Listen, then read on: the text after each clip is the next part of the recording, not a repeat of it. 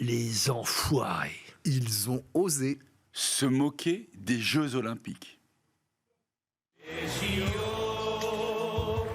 Bloqué dans le métro, ça va être un énorme bordel tout l'été.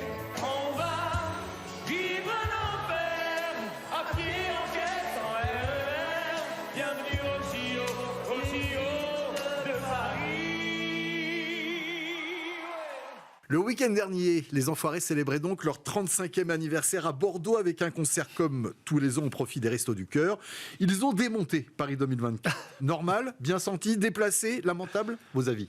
Non, franchement, d'abord c'est à pleurer de rire, et ça, on sent vraiment la patte de Michael Youn derrière. C'est le meilleur en parodie, d'ailleurs, il est meilleur en parodie que certains autres de façon premier degré. Donc ça, bravo pour l'aspect créatif. Moi, j'étais mort de rire, tout le monde était mort de rire. Maintenant, ça c'est fait. De l'autre côté, sincèrement, c'est un vrai scandale. Parce qu'en fait, il s'est trompé. Il s'est trompé d'ennemi. C'est pas les JO l'ennemi, c'est Hidalgo. Il aurait pu faire Hidalgo ou Hidingo. Il aurait pu faire un truc sur Anne Hidalgo, la maire de Paris. C'est elle aujourd'hui qui est attaquée. On n'attaque pas les Jeux Olympiques, on n'attaque pas la cathédrale, on n'attaque pas la Tour Eiffel, et on n'attaque pas les JO. Donc je pense que le coup est génial, mais ils sont trompés de cible. Malheureusement, il fallait taper sur Hidalgo et pas sur les JO. Surtout, j'ai estimé que le responsable du COJO, Tony Estanguet, avait très bien réagi. Il avait été extrêmement fair-play en disant voilà, bon, bah, c'est de l'humour, ça fait de mal à personne. Oui. Ça a été très intelligent. Hein. N'oublions pas que la chanson qui est parodiée, c'est une chanson de 1992 de Michael Jackson qui s'appelle Heal the World, c'est-à-dire guérir le monde. Guérir le monde, quoi. C'est le tikkun du monde. Et bon, c'est intéressant parce que voilà, ils y vont à la bonne franquette. C'est un peu gratuit. Et j'ai l'impression aussi qu'ils se sont permis de le faire parce que les Enfoirés tenaient place à Bordeaux et pas à Paris, parce qu'en général ils font une tournante entre Paris et la province. Là, ils n'étaient pas à Paris, donc ils se le sont permis. Et puis quelque part, les Enfoirés sont là réellement des enfoirés. D'habitude, les Enfoirés, ils font du bien.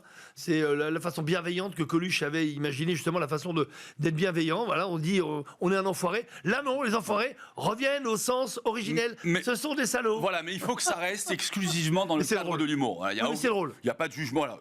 On peut tout excuser encore une fois quand c'est drôle. Et moi, j'aime bien revoir Michael Youn. Les rimes ne sont pas forcément très riches, mais c'est drôle. Alors, il y en a un qui a été malgré tout préservé, c'est Antoine Dupont, qui était pour la première fois sur scène et que je n'ai pas trouvé très solidaire du prix. En fait, Antoine Dupont, ce qui est extraordinaire, c'est qu'aujourd'hui, c'est le super Dupont, c'est le nouveau super-héros français. Hein. On a l'impression que dès qu'il va toucher quelque chose, il va le transformer en or. Là, on le voit, hein, il a quitté le 15 de France pour jouer avec l'équipe de France de rugby à 7. Ils ont gagné le premier titre depuis 2005. Et on a l'impression que c'est un petit peu l'emblème. C'est le Astérix des Jeux Olympiques de Paris 2024. Oui, alors attention, n'oublions pas que les JO c'est dans quelques mois. On avait pensé la même chose avec la Coupe du Monde de rugby et malheureusement il s'est blessé. On sait ce qui s'est passé derrière. On a eu une grande désillusion. D'ailleurs, le drame que vit l'équipe de France aujourd'hui autour de la destination n'est dû qu'à une seule chose, c'est l'absence de deuil qu'il y a eu après la Coupe du Monde de rugby. On a fait comme si c'était un non-lieu, ça n'a jamais eu lieu. Et l'absence de Dupont. Espérons bien entendu qu'il se rattrapera aux JO, mais comme c'est un grand champion, moi je suis très confiant. Voilà pour les Enfoirés qui ont vraiment tapé fort sur les JO.